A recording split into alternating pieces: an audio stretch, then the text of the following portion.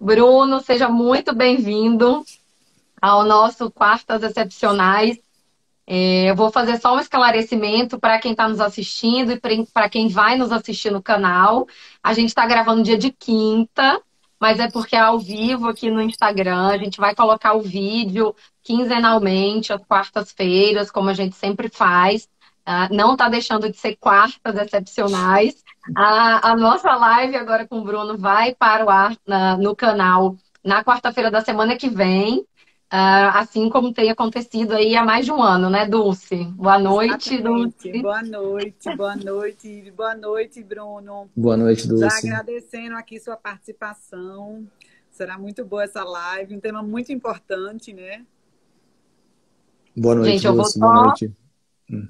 eu vou desativar um pouquinho os comentários, que é para vocês poderem aparecer. Daqui a pouco, quando a gente for avançando a conversa, eu vou ativar um pouquinho para a gente retomar aí o que o pessoal for comentando e a gente vai dando sequência. Eu queria falar que para mim é um prazer muito grande ter o Bruno como convidado.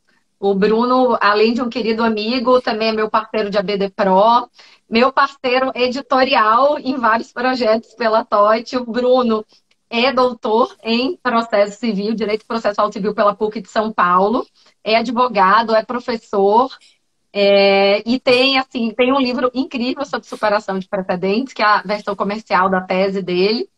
E hoje a gente vai conversar também um pouco sobre precedentes, mas é com relação à ressalva de entendimento. Bruno, eu queria começar te perguntando, assim, eu tenho até uma listinha aqui que eu acho que são dúvidas comuns sobre esse assunto.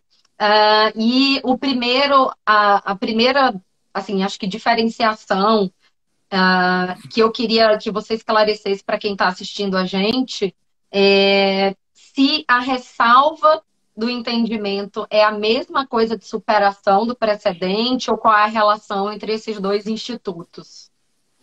Boa noite, Ivo. Boa noite, Dulce. Um prazer estar aqui hoje. Acho o projeto de vocês sensacional. Tenho acompanhado os vídeos aí, sempre posta, inclusive num grupo que a gente faz parte lá em conjunto, mas eu sempre vejo vocês postando e eu estou tentando estudar precedente. Tem um grupo de pesquisa aqui, sempre mando os vídeos que vocês fazem, sempre vejo também, sempre muito leve, muito objetivo, né? Debate de vocês dois, nem sempre vocês concordam entre vocês também, o que é bem legal. Então é um prazer participar aqui, tá?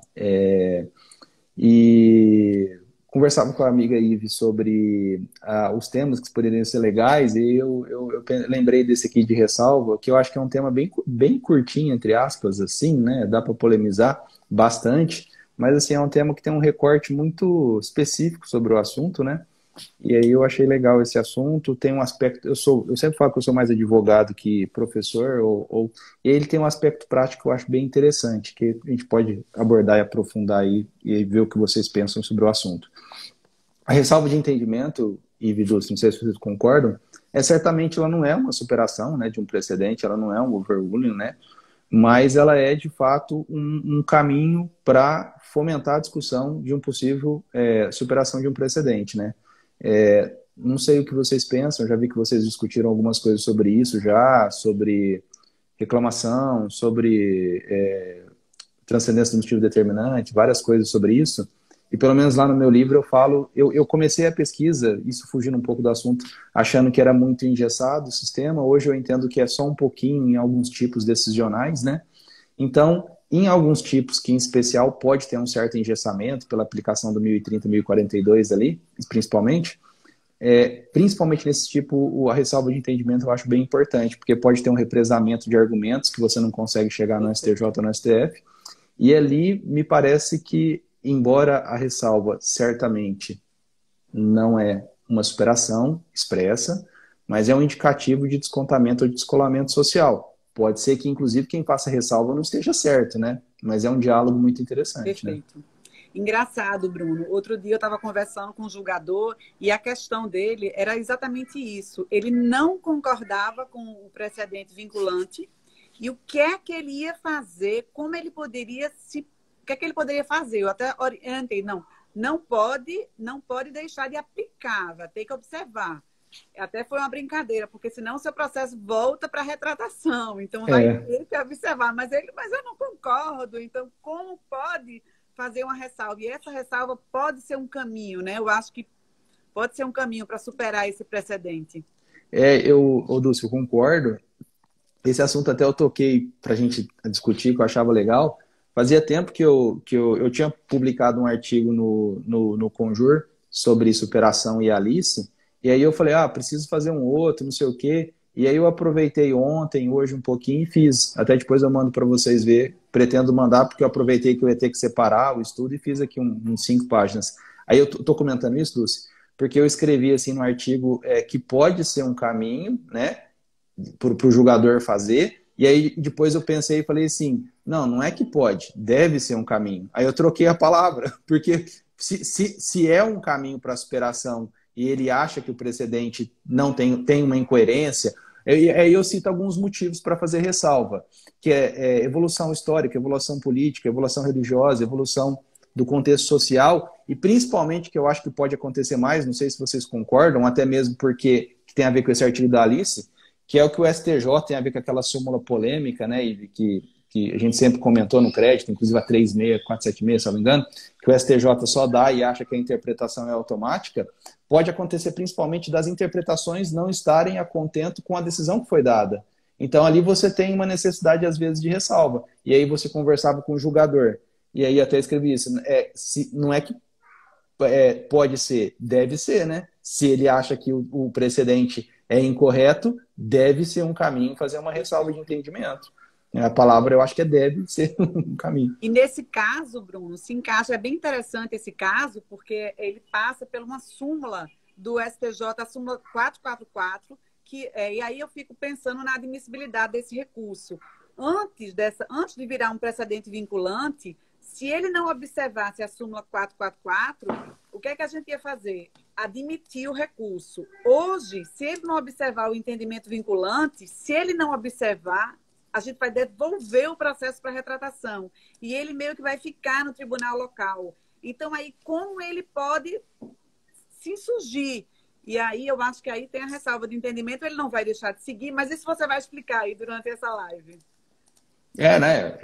Eu acho que é um grande fortalecimento. Aí eu tentei pesquisar algumas coisas aqui para os advogados, que em algumas peças processuais tem uma parte de engessamento, né, Dulce, igual você comentou, essa sistemática do 1030, que eu acho que é de admissibilidade. Isso. E aí um assunto para lá de polêmico, né, Ive, que é usar esse argumento de ressalva como meio de argumento para reclamação, né? Eu já adianto que é toda a minha tese que eu concordo com isso, mas isso não está longe de ser uma unanimidade, mas eu acho que poderia ser um argumento, diversas ressalvas para comprovar, estão aplicando diferente o precedente que você deu lá. Tipo, é como se fosse 2 mundos, né? Eu falo que é uma represa, porque ele deu o precedente e depois nenhum argumento sobe mais lá.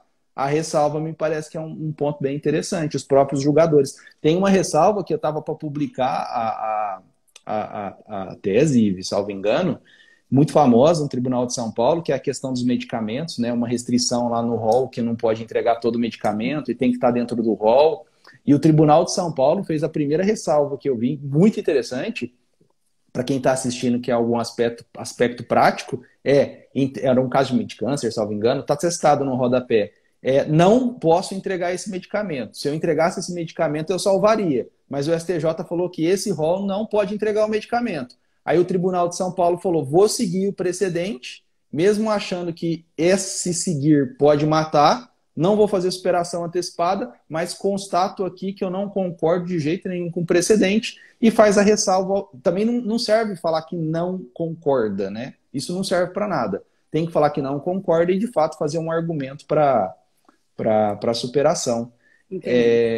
Um assunto interessante, se você que participa, acho que eu muitas vezes do outro lado lá do balcão, é que, inclusive, isso é um critério de... Até comentei isso, e eu não sei se você lembra, num debate que a gente teve no crédito com a professora Tereza, que isso é um critério de merecimento para a magistratura. A resolução 106 de 2010 do CNJ fala que seguir uma orientação sumular e fazer a ressalva é um critério de promoção para a magistratura. Tipo, isso é genial. Isso é genial, né? É o ápice do diálogo institucional que pode existir. É genial. É genial, muito interessante. Deixa eu só emendar uma outra questão agora, que eu acho que tem a ver. Eu acho que realmente o ápice aí da nossa conversa, eu quero voltar um pouco nesse assunto, é essa questão de como que a ressalva de entendimento pode viabilizar o acesso às cortes superiores. Mas dando um passinho atrás, você já fez a distinção com a qual eu concordo, de que a ressalva de entendimento não equivale à superação. Mas aí eu queria fazer uma outra comparação para saber o que você acha. Se existe diferença ou se é a mesma coisa, a ressalva de entendimento, e o voto vencido. Eu vi num evento, ou algum escrito, alguma coisa nesse sentido, alguém comentar que sempre consta voto vencido, e isso era ressalva dele, e não sei se vocês concordam, mas isso certamente não é uma ressalva, né? Muito pelo contrário, porque, pelo menos no meu entendimento. Porque a ressalva seria justamente respeitar o precedente, entender a ratio dos dois casos, fazer ratio, obter dicto, fazer comparação, analogia, tudo que for necessário para um bom debate, afirmar que você entende qual que é o caso em paradigma, né? E que você não concorda que ele, total ou parcialmente, ou por algum desses motivos, deva seguir esse precedente. E aí você segue o precedente, ou seja, você não é o voto que não concorda, o voto vencido, ou o voto que não segue o precedente. Não é o desrespeito do precedente, muito ao contrário. É seguir o precedente, mas afirmar que não deveria seguir. E, novamente, né, Ividos, afirmar com um ônus argumentativo muito forte. Acho que a palavra central de hoje é ônus Perfeito. argumentativo, né? Ter um ônus argumentativo muito forte para abrir um parênteses e, de fato, dizer que a decisão do STJ e do STF está errado, né? Então, isso é o mais importante, porque senão é alguém mimado, né? Fazendo uma brincadeira. Exato. Eu não Eu acho concordo, está errado. Né, Eu Dulce? achei muito interessante, Bruno, você falar essa questão da necessidade de uma fundamentação. Eu gosto de uma divergência, mas eu acho que a gente tem que ter uma divergência que ela seja realmente fundamentada. E não é como você falou, ser um mimado que não vai observar o precedente. Se você quer se insurgir, você fundamente bem. E aí talvez a gente pode depois pegar o gancho desse fundamento para um acesso às cortes superiores, né? Mas você é interessante essa questão dessa necessidade de fundamentar. Puxando um gancho aqui dos que você comentou, o desrespeito ao precedente, o voto vencido, o voto que não segue o precedente, poderia ser muito parecido, né, Ivo, que a gente já comentou também sobre o antecipatório overrule, a superação antecipada, né? Ia ser minha próxima, ia ser Era minha próxima pergunta, quer mas já comentar pode alguma coisa? falar. Então, Não, porque mas pode seguir, exatamente.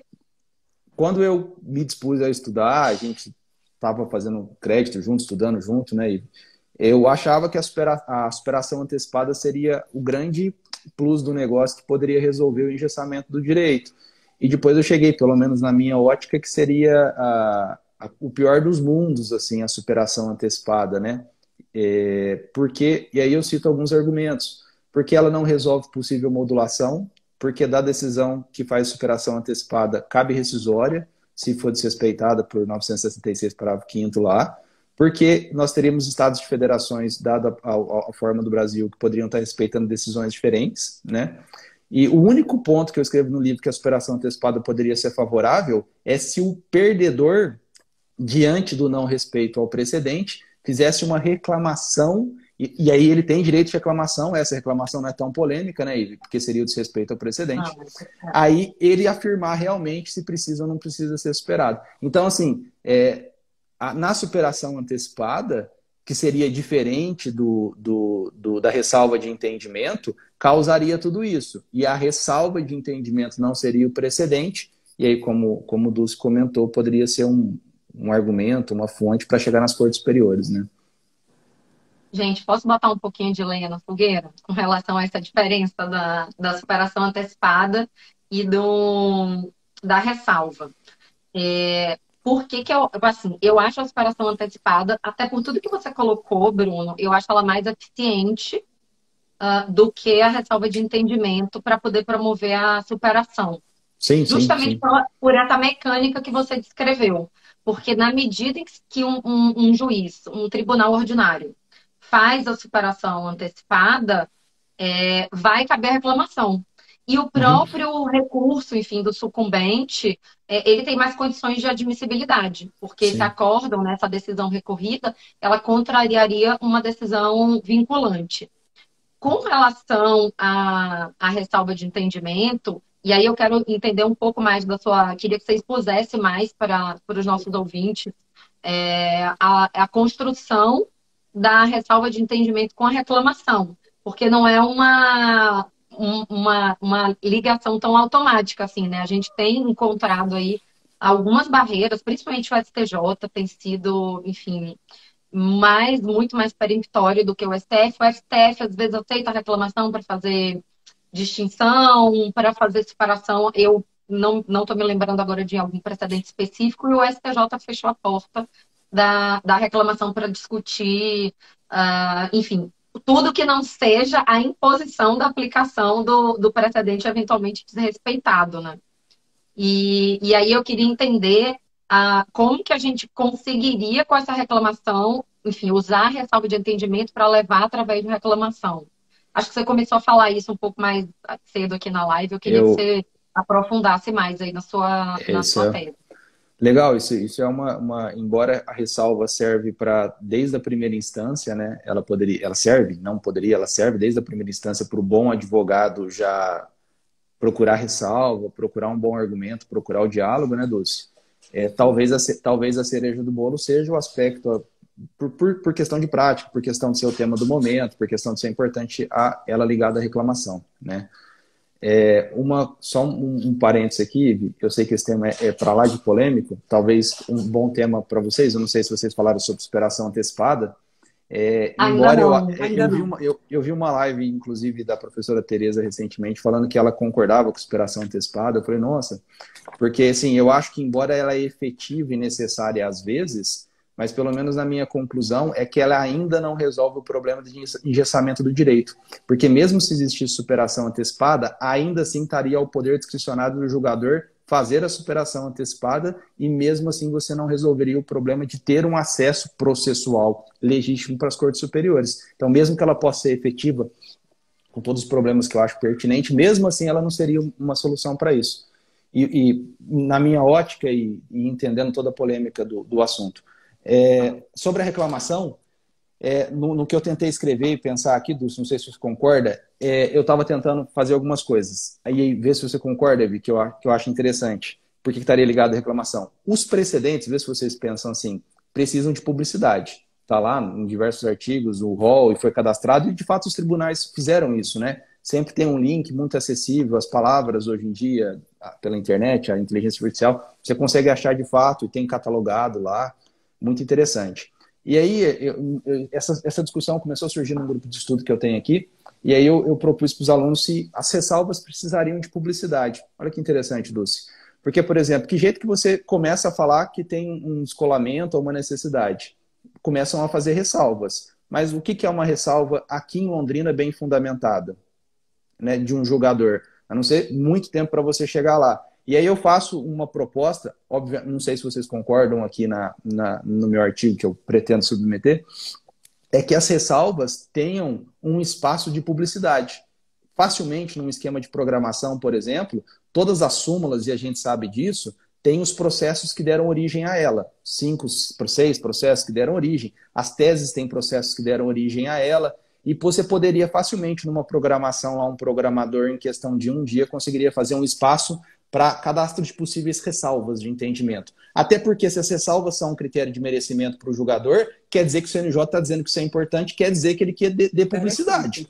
Né? Então, assim, cria um botão lá de eventuais ressalvas e aí você pode mandar, você está acessando o processo e o seu processo aqui em Londrina tem uma ressalva linda. Você manda essa ressalva e, logicamente, passa por um filtro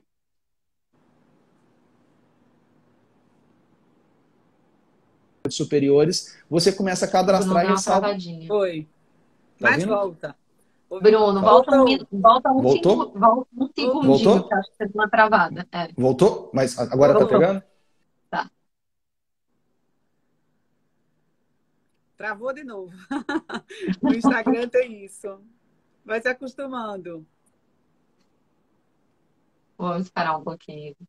Quando ele voltar, e eu quero até falar um pouco do voto vencido, nas emendas, sabe? Isso é bem interessante, o destaque dessa ressalva. Eu Tá trato um bom, pouco isso no curso de emendas, deixa ele voltar que a gente conversa um pouco. tá joia. Mas eu gostei muito da ideia do Bruno. De ter um.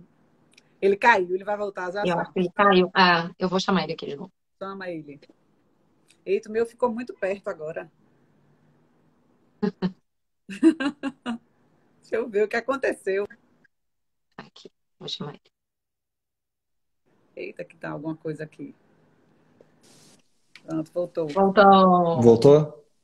Sim. Agora, tá me ouvindo? Mas diga, que Ah, tá. eu tava achando super interessante o que você estava Então, falando com Ao relação. vivo a tem essas ressalva, emoções. voltando ali, se nós precisaríamos ter um canal de comunicação para publicação das ressalvas, essa é a proposta que eu tento fazer no artigo. E aí você teria um banco de dados. Certamente passaria por um crivo para não subir qualquer tipo de arquivo, e aí você facilmente verificaria as decisões são públicas, e tanto o magistrado pode subir a boa decisão dele, que tem uma ressalva, quanto o advogado poderia subir uma decisão, que é o caso dele, que ele tem interesse, tem ressalva. Ficaria público, e isso facilitaria a pesquisa das decisões para quem quer pesquisar sobre a ratio do caso, porque nós fazemos bastante isso. Quando você está estudando a súmula, você vai procurar a ratio, os fundamentos, determinantes, fatos.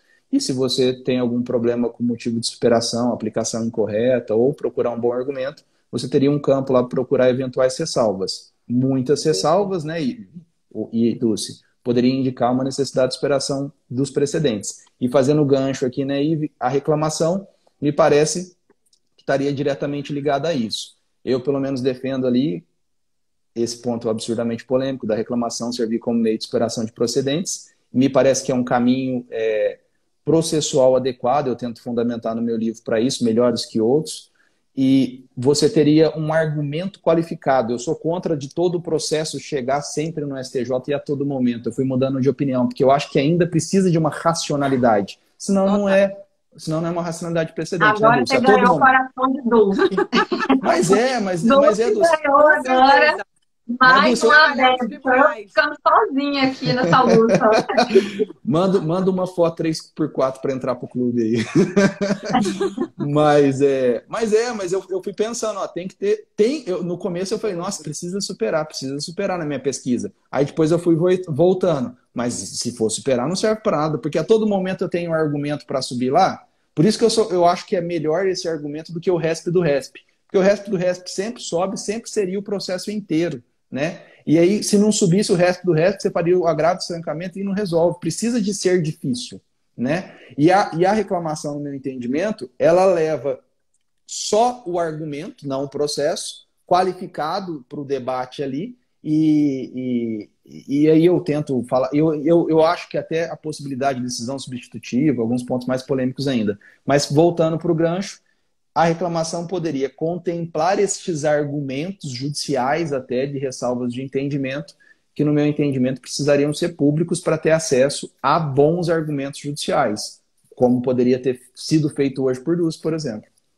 Bruno, é muito interessante isso. Eu queria comentar um pouco aqui. Eu estou ministrando no TJPE um curso de elaboração de emendas. Inclusive, eu estou adorando seu livro. Você fala muito de razão de decidir. E eu sei que não seria fácil colocar uma razão de decidir perfeita numa emenda. Mas a minha ideia inicial é que as emendas elas retratem um pouco mais a razão de decidir do colegiado, que ela retrate ali, que ela tenha informações que sejam importantes e que sinalizem qual é o entendimento do colegiado, porque de uma forma geral, eu acho que as emendas termina sendo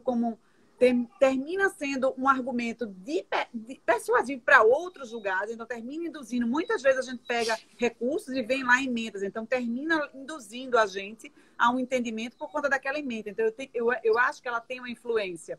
E aí você tocou aí de uma questão muito importante, que é essa questão dessa publicidade, dessa ressalva de entendimento. E aí nas emendas eu não quero tanto.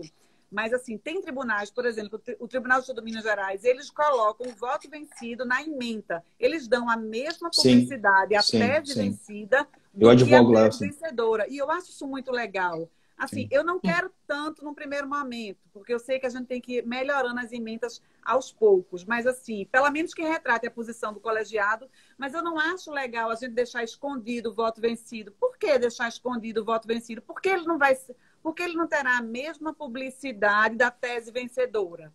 E eu acho que isso é interessante. A ressalva de entendimento talvez seria um pouco menos do que o voto vencido, porque pelo CPC, o voto vencido ele precisa integrar o acórdão, mas não Isso. necessariamente no CPC ele fala dele constar na ementa, mas na minha ótica, por uma questão de Mas faz todo publicidade, sentido, né, Dulce? Porque se a deveria ter. ementa vai trazer aquela súmula ali do voto vencedor e o voto vencido integra o acórdão, por que não, né? Perfeito. Excelente. É, isso. Mas, Então, gente, deixa assim, eu só falar, Excelente. Bruno. Eu achei sua ideia excelente com relação a ter um meio de publicizar essas ressalvas de entendimento. Acho esse seu raciocínio perfeito, ainda que eu tenha ressalvas com relação à superação por reclamação, mas assim, Sim, sim, sim. eu achei a ideia, ainda que que não seja reclamação, mas a ideia de existir a publicidade para ressalva de entendimento, eu acho que seria um grande passo para você fazer uma separação saudável É, do precedente. e veja bem, Ive, embora a gente faça uma conexão com a reclamação, como você bem disse, nem precisaria, não está relacionado os temas, né? Sim, é, Até porque se é um poder de ofício dos ministros hoje fazerem a ressalva, você causa um constrangimento argumentativo, boas ressalvas aos próprios processos deles, e embora ainda eu acho que não resolva, porque ainda vai ficar discricionário, você pode ter 400 mil ressalvas excelentes e ainda assim seria discricionário, e aí vem uma ação da reclamação, mas veja bem, não precisa, não está relacionado. A ressalva não necessariamente é uma discussão relacionada à reclamação, como você bem disse, né? aham. Eu Outra, pensei nisso exatamente porque eu tenho um entendimento meio diferente. Acho que a gente já conversou. E eu fiz até um artigo com o professor Eduardo Alvim sobre superação. Eu cito ele E no livro, que você concorda com 481, que eu não concordo, mas eu é, cito ele bastante. E a ideia que você deu é perfeita para o raciocínio que a gente desenvolveu no artigo. Então, assim, se existisse uma forma de publicizar e você ter acesso se o jurisdicionado, enfim, até o próprio magistrado que queira fazer a superação individualmente, né? No artigo eu falo a diferença que seria a superação no caso concreto com a revisão do precedente. Então, assim, imagina se o magistrado ele teria acesso a bons argumentos para poder fazer uma superação no caso concreto, se existisse essa forma de publicidade. Achei Sim, essa ideia super a interessante. a Ivy quer falar. Ah, desculpa, a Dulce não, quer falar alguma coisa? eu queria, Bruno, que você explicasse para a gente um pouco qual a diferença dessa ressalva para o voto vencido. E eu acho interessante essa observação de Ive, mas assim, na prática hoje, na realidade dos tribunais, eu acredito que grande parte das emendas não tem o voto vencido, não tem a tese vencida. Então, nós não temos nem tese vencida nas emendas, que é o que tem mais publicidade. Eu queria que você diferenciasse como é que é essa questão do voto vencido e da ressalva, para a gente ver, porque eu acho que se a gente conseguisse colocar o voto vencido na ementa, já estaria dando uma publicidade bacana. Mas se eu consigo a compreensão, eu acho que um bom exemplo seria que a ressalva de entendimento não daria julgamento ampliado 942, o ressalva não daria, e o voto Certo. vencido 2-1 daria. Tem uma questão processual ali que você partiria para julgar com os Certo. Isso quintos. Com acontece os muito quintos. na prática. Ou Isso acontece muito na prática. Mas a ressalva de entendimento. Mas veja interessante, a ressalva não daria. Ive, ela não simpatiza muito com a técnica de julgamento do artigo 942, que foi meu tema de mestrado. E eu Dulce, simpatizo muito muito. justa. Dulce é que é Eu simpatizo entusiasta muito, demais. sabe por quê, gente? A técnica é um movimento para deixar o processo maturar no tribunal. Então, se ele faz uma ressalva e não diverge naquele momento que era para ele divergir, não vai ampliar a discussão. Então, eu acho que o melhor nesse caso é não evitar a técnica. Se o tribunal está oscilando, a gente tem que aplicar a técnica para maturar aquele entendimento. Analisar questões fáticas. Muitas questões fáticas não são examinadas. A técnica é para tudo, é para organizar a discussão. Então, por isso que eu sou bem favorável à técnica e eu acho que para o advogado ela pode ajudar muito também. Oi, tá me ouvindo? Mas aí, Sim, quando... sim, estou está. ouvindo. E aí, Bruno, quando você fez essa diferença, de fato, a ressalva não vai levar à aplicação da técnica, né? E também não vai acontecer nada. Se ele tem um voto, se ele não cede, vai ter aplicação da técnica. Aí, no final, pela minha ótica, a ressalva de entendimento, ele está seguindo o entendimento, no caso da ressalva, né? E no voto vencido, não, ele não seguiu. Então, teve efetivamente aquela divergência. Eu sou mais favorável no tribunal a ter a divergência, não só a ressalva, para levar a aplicação da técnica. Mas aí, Dulce, se você é a favor da racionalização, me parece que esse ponto é contrário à racionalização. Porque, por exemplo, se você desrespeita o precedente, sem saber que, de repente, o seu amigo do lado vai desrespeitar também, o precedente vai ser desrespeitado porque vai ficar 2-1, né? E aí você não tem a racionalidade de economia processual que traz o respeito aos precedentes, né? Aí a ressalva ela é a própria racionalidade. Você fala, eu sei que está tudo bem, eu sei que estão aplicando, mas eu acho que estão aplicando de forma incorreta, mas está tudo bem. Agora, se for uma insatisfação tão grande assim ao precedente de urgência, os casos do Brott, que o pessoal fala, da Common Law, de urgência, não sei o quê, aí a gente já toca o dedo na ferida para superação antecipada. Preciso fazer. Aí, de fato, a gente entra num dedo da ferida que só superação... Eu concordo com o Bruno. Quando o processo está no tribunal, eu acho que eu entendo essa racionalidade, mas que eu acho que quando o processo está no tribunal, ele está no momento mesmo de debate. Já tem, porque ele a rigor, ele não vai subir para os tribunais superiores. Então, ali, no tribunal, na Câmara Julgadora, eu acho interessante não racionalizar tanto, maturar mais o processo. Mas aí, amiga, a ressalva, Bruno, me corrija se eu estiver errada. Ela é uma técnica para você ser fiel ao precedente. Então, assim, é diferente do voto, eventualmente, do voto divergente, que fuja do precedente. Então, assim, a ideia da ressalva olha, é pôr o bode na sala. É assim, olha, precisamos atentar, enfim, para alguma mudança aí de contexto político, econômico, histórico, social, é botar o bode na sala, mas continuar seguindo o precedente. E a ideia de você armazenar, né, catalogar e dar publicidade é que ficaria mais fácil de ver, porque se todo juiz começasse a fazer ressalva, aplica o precedente, mas faz a ressalva, num determinado momento, quando você vai fazer uma pesquisa, você vai ver que tem muitas ressalvas. Então, de fato, isso poderia inspirar algum magistrado a, de forma responsável, fazer uma superação antecipada e começar a rediscutir. Mas, assim, eu acho que... eu acho que é entender que o seu argumento entre aspas, obviamente, hierarquicamente inferior ao outro de cima. Então, por mais que você ache, que está certo, né? Você não está certo. Você não está certo por uma questão de hierarquia. Pode ser que você esteja certo, né, Dulce? Muito certo. Eu entendo. Mas aí você fala, eu sei o meu lugar. Então aí o seu lugar é fazer ressalva. Uma vez, Dulce, você que tá desculpa, Bruno. Você que tá... Não, a tua história é engraçada.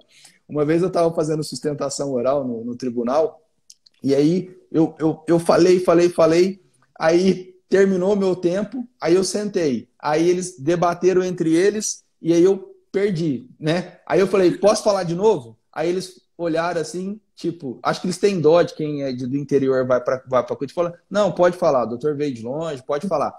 Aí eu subi, falei de novo, voltei, e era um caso importante, aí ele perdi de novo, tomei o cacete, aí eu falei, não, mas eu queria esclarecer de novo, né?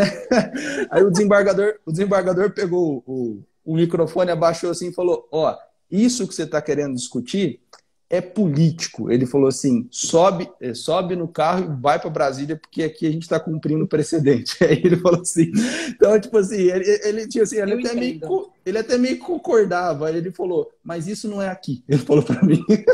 Foi engraçado, me marcou. Isso não é aqui. Eu entendo. Esse é um assunto que a gente tem que maturar mais. A diferença da ressalva para o voto vencido, qual é o que vai possibilitar um acesso maior. Qual vai ser o mais útil, no final das contas. Isso. Assim, eu acho que o Bruno me vai fazendo umas ressalvas aí se eu estiver falando bobagem, mas assim, eu acho que a ressalva, Dulce, é um trabalho de formiguinha, porque assim, vocês sabem que eu tenho uma visão mais rebelde sobre os precedentes brasileiros, mas assim, isso não me faz discordar dos fins. Eu acho que aqui Sim, o sistema infraconstitucional usou meios equivocados para um fim nobre. Então, assim, eu concordo totalmente que precisa haver respeito às decisões dos tribunais superiores. E, assim, na falta de possibilidade de se implantar isso culturalmente, veio a fósseis aí, o 927. Mas eu concordo que tem que respeitar e acho que uma vez incutido isso até nos magistrados, principalmente porque é quem tem a caneta, mas nos advogados, nos jurisdicionados, a gente precisa entender que se o STJ acabou de decidir uma coisa, por menos que a gente concorde, a gente não tem como fazer uma superação imediata. Eu acredito que a superação vem do trabalho de formiguinha. Você precisa mostrar que aquele contexto, de alguma forma, mudou. E a ressalva de entendimento, para mim, ela faz bem esse trabalho de formiguinha. Ela vai apontando que a circunstância não é mais a mesma por algum motivo.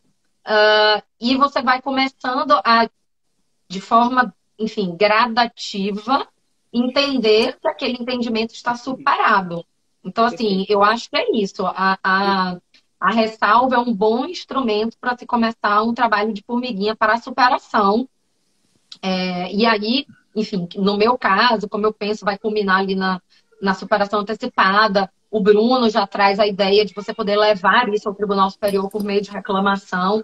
O voto vencido é o desrespeito ao precedente. Entendi. Isso a gente transpontando para a ideia do precedente, né? A gente está falando aqui de aplicação da ressalva no precedente. Então, assim, o voto vencido é a rebeldia máxima. Dizer, eu não vou aplicar, vou contrariamente. Então, se tem precedente vinculante, não tem espaço para rebeldia, não tem espaço para voto vencido. Só tem espaço para ressalva de movimento.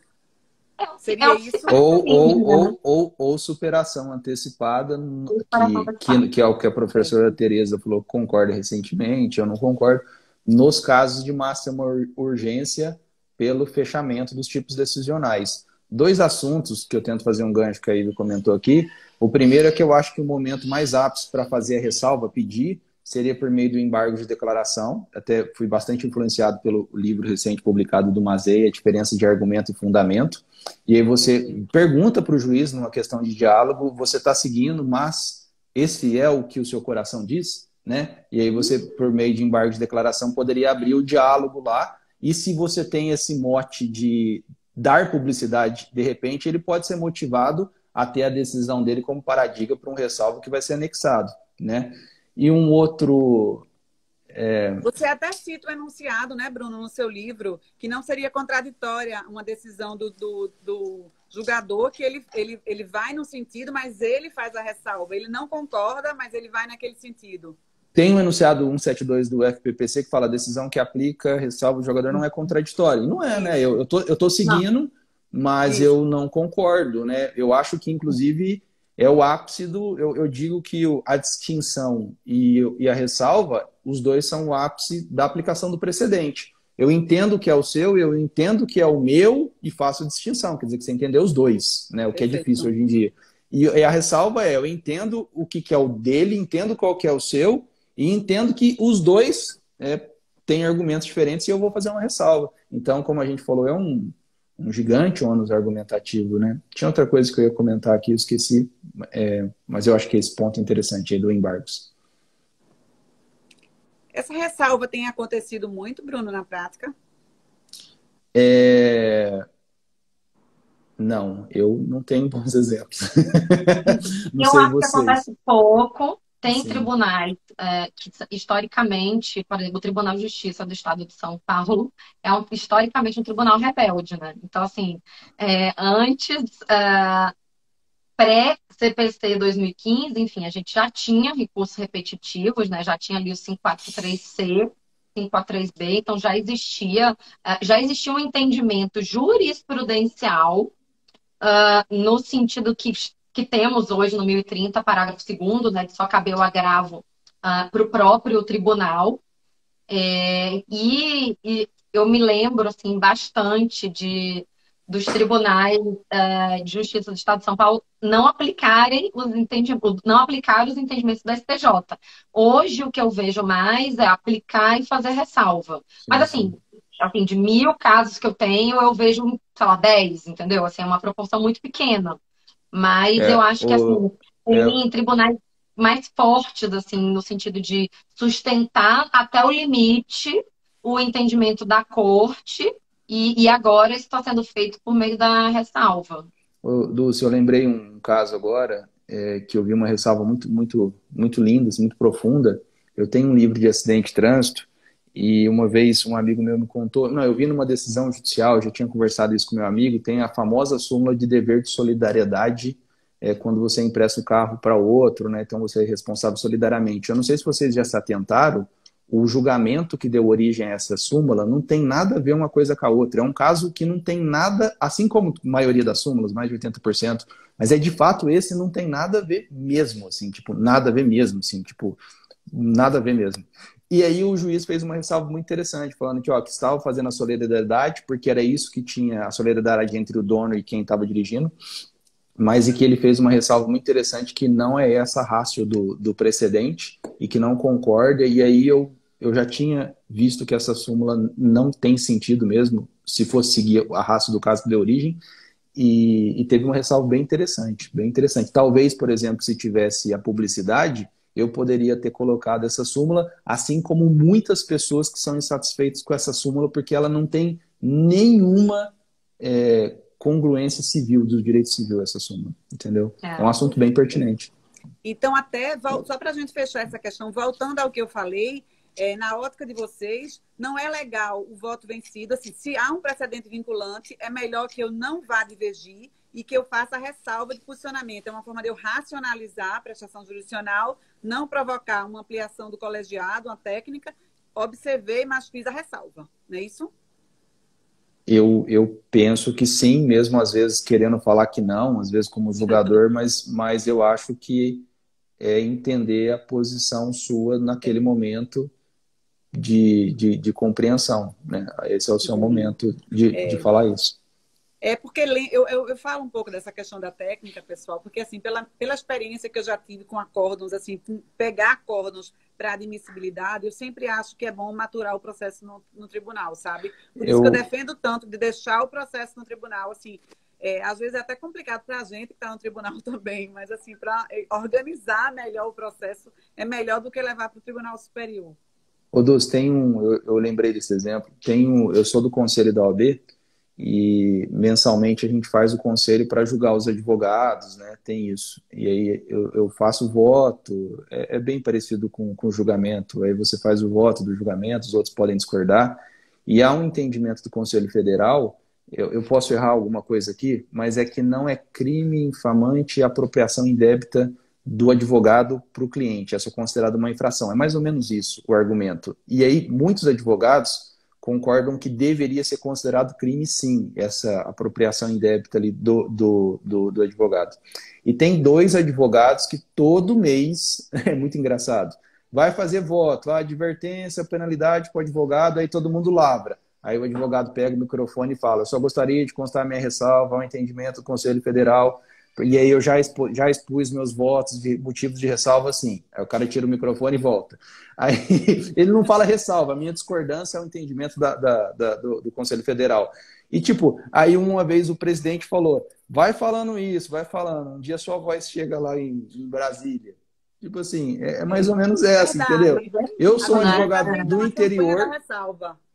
sou um advogado do interior, não vou eu aqui na minha posição, sem ser do Conselho Federal e sem ter essa posição hierárquica, fazer o não respeito ao que foi determinado. Sigo na minha posição hierárquica de conselheiro de subseção, né? Se eu fosse, por exemplo, de conselheiro federal e eu tivesse a legitimidade, talvez dentro da minha hierarquia eu poderia propor alguma coisa, né? Mas eu não sou e consto minha ressalva. E aí, hoje tem 2. Era 1, tem 2, vai aumentando, né? Não sei. Sim. Gente, eu tenho Não uma tá outra atrapalhando. perguntinha aqui. Posso? Tem outra Pode. perguntinha aqui, posso? Pode. Eu queria, Bruno, conversar com você. O que que você acha? Eu não sei se a gente já falou isso aqui, a gente já conversou tanta coisa. Se você acha que qualquer magistrado pode fazer essa ressalva de entendimento, ou se, por exemplo, se valeria mais a pena, se seria mais importante quando essa ressalva vem do Tribunal Superior, por exemplo, ou se ela é feita no Tribunal Ordinário para preparar para recursos excepcionais, enfim. Se tem aí uma diferença entre a ressalva feita pelos, enfim, Esse é magistrados um aí. assunto muito interessante Instância. esse é um assunto muito interessante que toca em outro pilar que é o julgamento de alerta, né? O técnico sinalizam, que o Ravi escreve, o Marinoni, a Tereza, todo mundo escreve que é a técnica de sinalização, né? Eu não sei se vocês concordam, mas no meu entendimento, a técnica de sinalização, o Cabral escreve sobre isso também, é feito pelo órgão que tem a competência para superar o precedente. Obviamente, me parece que o tribunal não pode fazer, é uma técnica de sinalização do que não é competência dele, né? Vou dizer que vai superar uma coisa que nem é sua, né? Então, eu não posso Entendi. falar que o Conselho Federal vai mudar o entendimento. Então, isso é técnica de sinalização. A ressalva de entendimento seria justamente quem estaria, entre aspas, hierarquicamente inferior ali na questão de escala de instâncias, né? Então, por isso. E aí, Eu Ive, eu não sei, eu fico pensando se essa ressalva poderia ser, por exemplo, de você estar aplicando um precedente, mas você não participou, você se tornou ministro recentemente, alguma coisa nesse sentido, você segue o que o colegiado determinou, segue o que o IRDR determinou pela sua composição do regimento interno, então você segue, mas poderia fazer uma ressalva. Me parece que é interessante também, né? Quem não participou não poderia falar que tem uma sinalização de superação, sendo que ele não tem essa competência, digamos, mais ou menos assim. Então, ele só dentro do lugar dele colocaria a ressalva até para os amigos dele talvez se motivarem e anotar uma possível superação. E aí, Dulce, talvez, várias ressalvas, poderia alguém que tem competência, que está como presidência lá de alguma turma, alguma coisa, fazer uma sinalização, porque estão cutucando demais com ressalvas, e aí você faz uma Perfeito. sinalização pelo excesso de ressalva. E aí você toca em outro ponto muito interessante, que é o talvez muitas ressalvas, um julgamento de sinalização, poderia ser motivo, por exemplo, de rescisória, porque aí você já não teria uma confiança qualificada quando futuramente esse precedente superasse. Aí você tocaria em outro ponto, que é o não efeito, a não confiança qualificada, né? Como o Law fala, que você, nossa, estava tendo tanta superação e tanta ressalva, você não pode falar que te pegou de surpresa assim, enquanto você ajuizou a sua ação, né? Assunto legal. Mas fazendo uma Mas aí você acha diferençazinha. que inviabilizaria a rescisória, porque já haveria uma sinalização de que aquele precedente ia cair? Eu escrevo um pouco lá que eu sou bem contrário à rescisória quando o precedente já existe, por uma questão de confiança, isso é uma coisa bem discutida hoje em dia, eu escrevo o capítulo 5 é só sobre isso, mas eu falo que, aí eu coloco um último parágrafo, mas eu não me posiciono com segurança de que a rescisória não pode servir para isso, quando você tem já uma decisão de alerta muito qualificada, e aí você não pode dizer que a rescisória feriu o princípio de confiança ligado à coisa julgada, tudo isso. Aí eu falo, nesse ponto eu escrevo no livro, sou contra a rescisória, se o precedente já tem uma formação, se já tem um entendimento, até se não tem um entendimento formado, eu sou contra a rescisória, eu favoreço mais a coisa julgada, mas eu digo, eu não me posiciono muito bem, até porque o livro não é só sobre isso, quando tem o julgamento de alerta, porque ali eu acho que você não pode justificar tanto a confiança. E aí a gente faz um gancho, né, Ive? E a ressalva? Poderia ser também várias ressalvas. Imagina você entrar no STJ, você vai rolando a barrinha do mouse assim, ó, que bonito que seria, ressalva, ressalva, ressalva, ressalva, ressalva, ressalva. E aí você vai falar, putz, isso pode ter o mesmo peso de um julgamento de alerta? A rescisória poderia voltar sobre esse fundamento? Me parece que não, mas é uma boa discussão.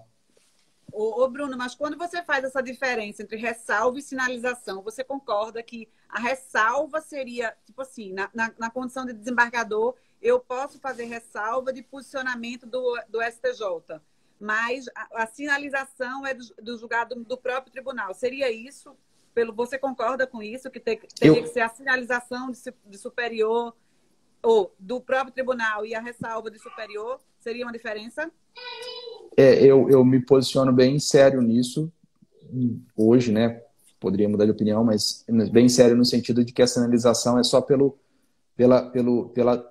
pessoa ou órgão responsável pela sua superação. Porque do contrário é ressalva. Você não pode falar que há uma sinalização de possível mudança. O Ravi tenta até fazer, e o Cabral, uma diferença entre sinalização e julgamento de alerta, mas eu não concordo que julgamentos de alerta ou sinalizações podem ser feitos por outras pessoas, né? Um assunto interessante. Assim, é interessante, é como se fosse assim, a sinalização já é uma coisa mais forte. Então, assim, se ele não tem competência para superar isso aí, deixa ele quieto lá. É só uma ressalva. Isso. Assim. Mas a sinalização também é um sinal mais forte. Mas também, então, é aí que eu falei que pode ser tênue, né, Dulce? Não sei se você concorda. Se o dia inteiro você tem ressalvas e você faz parte da turma, mas não tem a competência de fazer, se bem que você teria competência, porque você seria o magistrado para fazer a superação, seria difícil você falar, eu não posso fazer nada, né? Porque a competência não tem para nós, né, Ive? Lá tiraram a nossa competência para fazer a superação, mas os jogadores têm. Então é difícil ele falar, só vou fazer a ressalva porque eu não tenho. Então eu acho que aí a sinalização seria feita pela pessoa responsável, porque se ele não for, ele teria competência para fazer a superação, ou pelo menos avocar o processo pelo regimento interno, o ministro teria. Sim. Perfeito. Concordo também, hein? Tá vendo? Legal, esse é um outro recorte interessante, né? Sinalização, quem tem competência. Outra coisa, você gostou da publicidade da ressalva, e até comento, a sinalização precisaria ter publicidade? Para mim, absurda a publicidade. A sinalização não tem nenhuma previsão de expressa publicidade para isso, e inclusive há seríssimos argumentos de que ela poderia afetar rescisória, né? Então, e você pode fazer sinalização hoje em dia sem indicar tempo. Parece que vai mudar. E amanhã você volta para o tribunal, continua trabalhando normal, sem abrir, sem nada. Então, e a publicidade para isso aqui, porque às vezes eu estou aqui em Londrina, no interior, recebendo ressalva, e já tem alguém sinalizando, e o juiz também não está sabendo, né? Porque hoje é tanta coisa a todo momento, né, que você não fica sabendo, não dá conta, né? Você acorda sexta-feira, tem lei nova no CPC, nem estava sabendo, imagina uma sinalização. Ai, nem falo. Cada dia é uma surpresa. Eu saio dessa live hoje achando, viu, Bruno, que a ressalva é maravilhosa. A ressalva não atrapalha nada. E não, ela fica no cantinho dela quietinha lá e só brilha, só brilha. Perfeito. Mas, Bruno, essa questão da sinalização, eu acho que ela tinha que ser feita, de fato, com muita responsabilidade, como você falou. Porque onde é que eu acho que caberia a sinalização? De repente, no ambiente onde já existam ressalvas, mas eventualmente aquele caso não seria o melhor caso para uma afetação, para rediscussão do precedente, sabe? Então ele sinaliza, olha, vou fazer, não vai ser nesse, assim, de repente, enfim, não teve nenhum recurso, não está bem preparado, enfim, pode ter N motivos. Mas, assim, eu acho que a sinalização seria, tipo, o último passo. Tipo, se chegar naquele relator de novo, ele já teria uma obrigação ali moral de instaurar um procedimento para revisar. Não, bem lembrado por você. E a sinalização tem algumas... Eu cito até 3 casos que existiram no Brasil de inconstitucionalidade progressiva, algumas coisas que foram bem pontuais, uma sinalização muito útil, me parece que não poderia ser em sentido contrário. Ela tem um quadro particular muito interessante de que, não vou fazer agora, mas vai ser feito futuramente, né? E é uma situação muito particularizada, muito específica e às vezes muito necessária que é diferente da ressalva. A ressalva é eu aqui, julgador em Londrina, ou do Sim, tribunal, estou dizendo que não concordo, mas vamos seguir o barco, porque a maioria entendeu assim. Quem sou Perfeito. eu para dizer que quem sou eu para não seguir o que a maioria entendeu? Mais ou menos isso. Perfeito. é isso. Você tem mais Oi, alguma Vi. pergunta, Dulce? Eu acho Não, que eu eu, já, eu eu já adorei, adorei, perguntei aprendi demais. bastante. Saio daqui defendendo a ressalva. Eu achei que tinha E você? um assuntinho que tem um recorte, mas dá para trabalhar legal, né? Tá. E Sim. tem um aspecto prático para quem está assistindo ou vai assistir de ligação com os embargos de declaração, fantástico, né? Porque às Perfeito. vezes você fala, julgador, diga o que o seu coração diz. Você concorda com Isso. isso mesmo, nos aspectos que não pode dar medicamento para a pessoa que está com câncer, né? Aí eu me diga o que você diz, né? Diga se eu concordo ou Perfeito. não concordo, e fundamente, porque isso aqui pode ser. Aí, se tivesse essa publicidade, seria muito interessante, né? Ó, julgador, você pode brilhar lá no STJ, porque o seu processo pode ser anexado Olha, com um bom argumento, né? é, E é o máximo do diálogo, né? é Eu acho. verdade. Ive, Sim. coloca um pouco aí os comentários, porque de repente, se alguém quiser fazer alguma pergunta, E aí, eu só acho que eu vou mas foi pegar um muito bom. carregador. Tá quase acabando a minha bateria aqui. Mas pode complicando aqui. Deixa eu ver se tem pergunta. Tem muito. O pessoal entrou, acenou. É porque não ficam as perguntas quando a gente tira o comentário, é só se alguém fizer agora. Ah, Mas foi muito tá bom. bom. Bem, pessoal, eu liguei os Érica, comentários aqui. Se alguém quiser fazer alguma pergunta, eu já estou com os comentários ligados. Podem mandar aqui.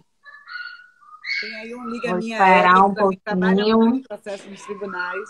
Vamos ver, veja aí se tem alguma pergunta. Deixa eu. Vou ver se vai entrar alguma pergunta. Prova robusta. Por enquanto, pessoal, só grande Bruno Puga. Tocar no coração do magistrado. Boa, É Bruno. verdade, né? Porque às vezes o que ele pensa, o que a gente Érica pensa não aqui, serve para muita coisa, né? Mas aí é o momento da ressalva, né? minha amiga aqui, Érica, dizendo: posso dizer uma frase? Diga o que o seu coração diz. Boa. Advogada também. Olha aí, Bruno, É, sensacional. eu acho que é isso, É isso pessoal. aí. É, Eu eu gostei queria muito, agradecer. Bruno, quando eu li seu livro, que aí tem uma parte falando de você, que você tem um coração inquieto. Então, assim, eu também tenho essa coisa inquieta, sabe? Eu sempre vou atrás do que eu acredito. Então, isso aí dá uma. A gente fica inquieta, né? Incomodada, mas pelo menos Vários, faz alguma coisa. vários já me disseram que leram essa parte da apresentação e falam, Foi, eu achei tão sabia. interessante. Eu já gostei mais do livro quando eu li isso. Gostei, me identifico. Na verdade, ele foi meio educado, na verdade é meio transtornado, não inquieto, né? Foi educado. Gente, mas acho que coração de doutorando é transtornado mesmo, né? Você O tá. Bruno deve estar só no alívio aí, eu ainda estou na sofrência. Quando que será ele? Tô tentando A pegar o gosto de carregador aqui. Deus. A gosto de Deus, por enquanto. Boa. Só estudando ainda. Mas é isso aí, foi muito Enfim. bom. Foi. E, Bruno, pessoal, muito só queria abrir um parênteses antes da gente se despedir. E queria comentar aqui com vocês e para todo mundo que está nos assistindo, enfim, dizer que eu lamento profundamente o falecimento do professor Arruda Alvim, com quem eu tive a honra de trabalhar por alguns anos. E, assim, enfim, já fiz contato com a família, mas, enfim, deixar aqui mais uma vez aí os meus sentimentos a todos os alunos, à família, a todo mundo que teve a oportunidade de conviver com esse grande jurista, com esse ser humano tão generoso que era o professor Alvim. Então, assim, eu não podia deixar de fazer perfeito. enfim, render as minhas homenagens aqui. Mais que merecido e um É absurdo, né? verdade. Que impacto. É verdade. Então, Bruno, eu queria te agradecer imensamente, fiquei muito feliz que você aceitou o nosso convite. Eu sabia que você ia trazer um tema super interessante para a gente, que ia render muita conversa produtiva e história boa, que foi o que teve nessa live Perfeito. hoje também. Obrigado pelo convite, parabéns pelo projeto de vocês, sensacional. Sempre que sair vídeo, posta lá e para a gente compartilhar e eu mando aqui para os grupos que eu participo. Teve vários que eu mandei aqui, alguns eu mandei relacionados a temas pertinentes que a gente tinha acabado de estudar, inclusive esse da transcendência. O artigo meu que foi aprovado pela RT agora é de transcendência. Que E legal. São assuntos bem legais, muito legais. Parabéns pelo projeto Ô, aí. Bruno, muito obrigada pela sua participação. Obrigada aí, pessoal, pela participação. Ive, salva a live e a gente vai colocar no canal, né, Ive? Sim, quarta-feira que vem, o canal, o nosso projeto chama Quartas Excepcionais, porque os vídeos saem às quartas no YouTube, independente da gente fazer aqui uma quinta excepcional hoje com o Bruno e ter feito uma sexta excepcional com o Marco e com a Renata na semana passada. Perfeito, é isso aí, pessoal. Boa noite, então, para todos. Muito obrigada aí pela participação. Obrigado. Muito obrigada, Bruno. Obrigada Obrigada, mais boa uma noite. vez. Até.